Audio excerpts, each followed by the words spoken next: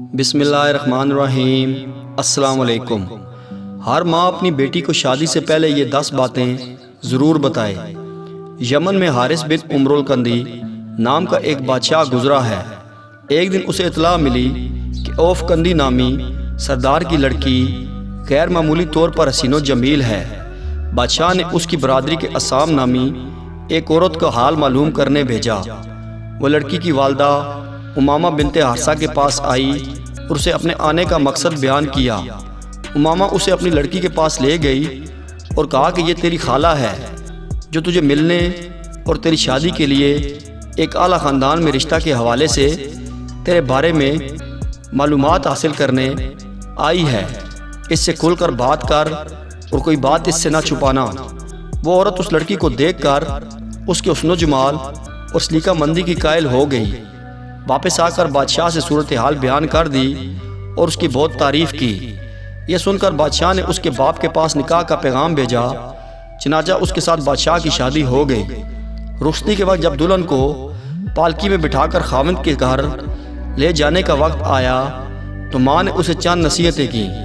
اس نے کہا، اے بیٹی، اگر نصیحت کسی کے عقل و خرد یا اعلیٰ نسب کی وجہ سے کی جاتی تو میں اسے ضرور چھوڑ دیتی اور تجھ سے چھپاتی، مگر یہ عقل مند کے لیے یا دہانی کے طور پر اور بے سمجھ کے لیے بطور تنبیہ کی جاتی ہے، اس لیے میں تجھے نصیحت کر رہی ہوں۔ اے میری بیٹی، اگر عورت اپنے والدین کی دولت مندی اور ان کی بے پناہ محبت کی وجہ سے مطمئن ہوتی تو سب سے زیادہ میں اپنے خاوند سے لاپرواہ اور بے نیاز ہوتی، مگر تو جانتی ہے کہ ایسا نہیں ہے اور میں تیرے باپ کی جتنی قدر اور خدمت کرتی ہوں تو اس کی گواہ ہے۔ میری بیٹی، یاد رکھنا کہ جس طرح عورتوں کے لیے مرد پیدا کیے گئے ہیں بالکل اسی طرح عورتیں بھی مردوں کے لیے پیدا کی گئی ہیں۔ اے بیٹی، تو ایک اچھے ماحول اور وطن سے دور ایسے ماحول میں جا رہی ہے جسے تو نہیں جانتی۔ ایک ایسے ساتھی کے ہاں تجھے جانا ہے جس کے ساتھ تو گلی ملی نہیں، جبکہ نکاح کے بعد وہ تیرا مالک یعنی شوہر بن جائے گا، لہذا تو اس کی لونڈی یعنی خدمت گزار بن جانا، اس طرح وہ تیرا غلام یعنی چاہنے والا بن جائے گا۔ اس سلسلے میں تو میری 10 باتیں یاد رکھنا۔ پہلی بات تو یہ ہے کہ اپنے خاوند کے ساتھ قناعت اور سادگی سے زندگی گزارنا۔ دوسری بات، اس کی ہر بات غور سے سننا اور اطاعت کرنا، کیونکہ قناعت میں دل کو راحت پہنچتی ہے اور اطاعت و فرما برداری میں مالک خاوند خوش ہوتا ہے۔ تیسری بات یہ ہے کہ تیرے منہ سے خاوند کی مرضی کے خلاف کوئی بات نہ نکلے۔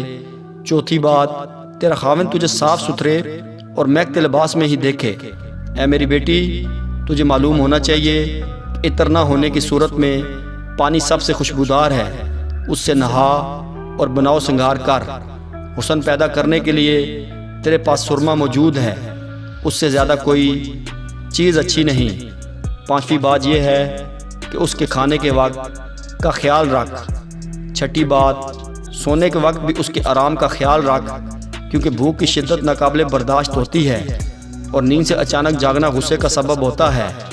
ساتویں بات، اس کے مال کی حفاظت کرنا ہے۔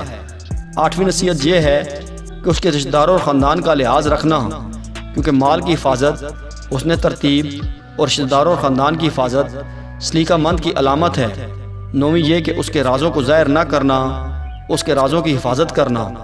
دسویں یہ کہ اس کے حکم کی نافرمانی نہ کرنا، کیونکہ اگر تو نے اس کے راز کو ظاہر کر دیا تو سزا سے نہ بچ سکے گی، اور اگر نافرمانی کی تو اس کے غصے کو بھڑکا دے گی۔ اے بیٹی، جب وہ خوش ہو تو تم بھی اس کی خوشی میں خوش ہونا، اور ایسی حالت میں اپنے کسی دکھ اور غم کا اظہار کرنے سے بچنا۔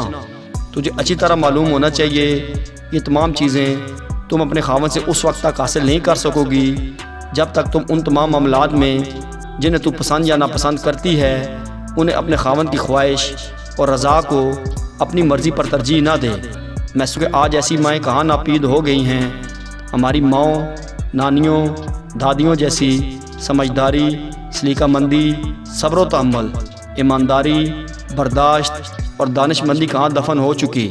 نئی ایجادات اور سائنس کی ترقی کے ساتھ کیا یہ ضروری ہے کہ آج کل کی مائیں اپنی شادی شدہ بیٹیوں کی زندگی میں دخل اندازی کرتی رہیں؟ بڑے بزرگ اپنے تجربات سے کہہ گئے ہیں کہ ماؤں کو اپنی بیٹیوں کی شادی شدہ زندگی میں دخل اندازی نہیں کرنی چاہیے۔ ایک لڑکی جب شادی کر کے دوسرے گھر جاتی ہے تو اس کے لیے اس گھر کا ماحول سب نیا ہوتا ہے۔ اس لڑکی کو اس گھر کے ماحول اور لوگوں کو اپنانے میں وقت ضرور لگتا ہے۔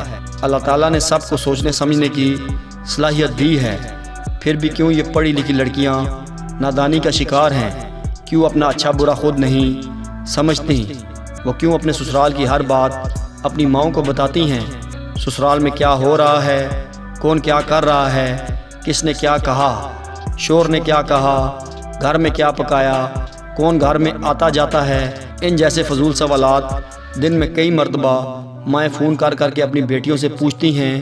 اور شدید حیرت یہ ہے کہ پڑھی لکھی لڑکیاں یہ سب کچھ اپنی ماؤں کو بتاتی بھی ہیں۔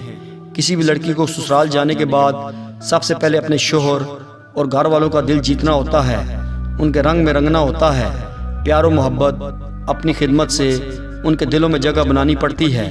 جس طرح چندن کو گھسنے پر ہی اس میں سے خوشبو آتی ہے، اس طرح ایک لڑکی بھی اس گھر کے لوگوں کے دلوں میں اپنے اخلاق و کردار سے اپنا مقام حاصل کر سکتی ہے۔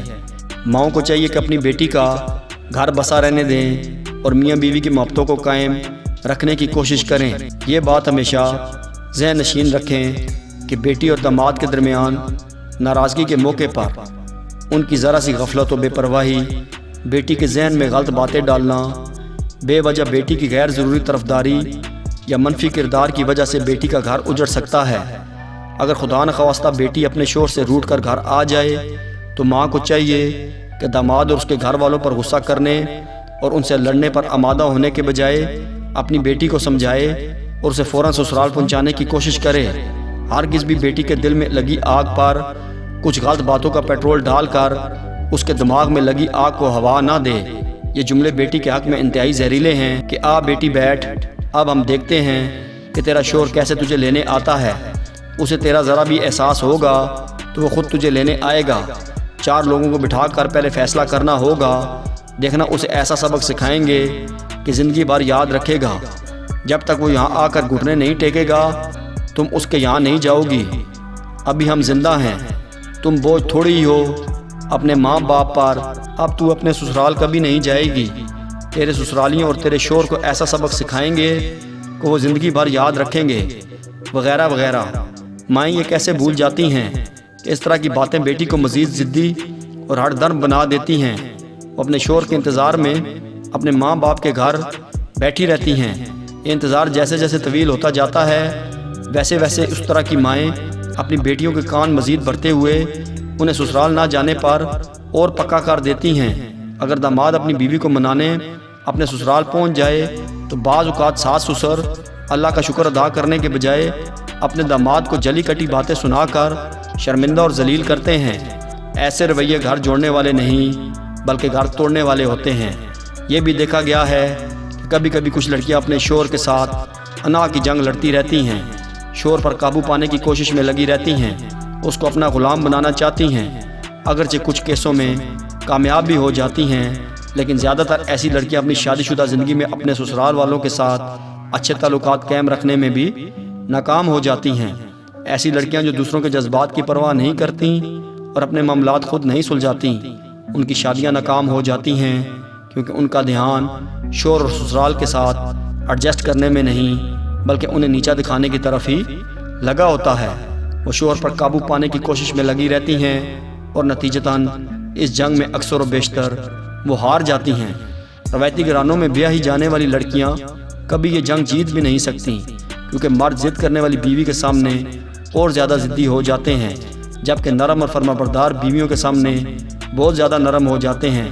اگر کوئی لڑکی یہ سمجھتی ہے کہ وہ اپنی رائے پر اصرار کر کے جیت جائے گی اور وہ کسی بھی مخالفت کا سامنا کر لے گی تو وہ یہ بھول رہی ہوتی ہے کہ یہ جنگ وہ اپنی ضد اور زبان سے بھلے ہی جیت جائے لیکن اس دل سے وہ ہمیشہ کے لیے محروم ہو جائے گی جو اسے پیار کرتا تھا، اس سے محبت کرتا تھا اور اس کی فکر میں لگا رہتا تھا۔ ایک دوسرے کی عزت بھی ختم ہو جائے گی۔ حالات سے سمجھوتا نہ کرنے والی لڑکی ہمیشہ اپنی ضد پر قائم رہتی ہے، وہ اپنی فتح کا وہم برقرار رکھنے کی کوشش کرتی ہے، اس گمان میں رہتی ہے کہ میں جیت گئی اور شوہر ہار گیا، میں صحیح ہوں اور وہ غلط ہے۔ لیکن بزرگوں کے تجربات کہتے ہیں کہ کہ ایسی لڑکیاں دوسروں کو تباہ کرنے سے پہلے خود اپنی شادی شدہ زندگی کو تباہ کر دیتی ہیں اور پھر وہ اپنی دنیا اور آخرت دونوں بھی خراب کر دیتی ہیں اور گناہ گار کہلاتی ہیں۔ اپنی بیٹیوں کی شادی شدہ زندگی میں مداخلت سے بچیے، یہ انتہائی غلط طرز عمل ہے۔ مانا کہ طلاق ایک جائز عمل ہے، مگر یہ بھی کھلی حقیقت ہے کہ طلاق کا عمل انتہائی تکلیف دہ ہوتا ہے۔ اللہ پاک سب بیٹیوں کے نصیب اچھے کرے، ان کے گھروں کو ہمیشہ شاد و آباد رکھے، ہر میاں بیوی کے درمیان محبت کا رشتہ ہمیشہ قائم رکھے۔ آمین ثم آمین۔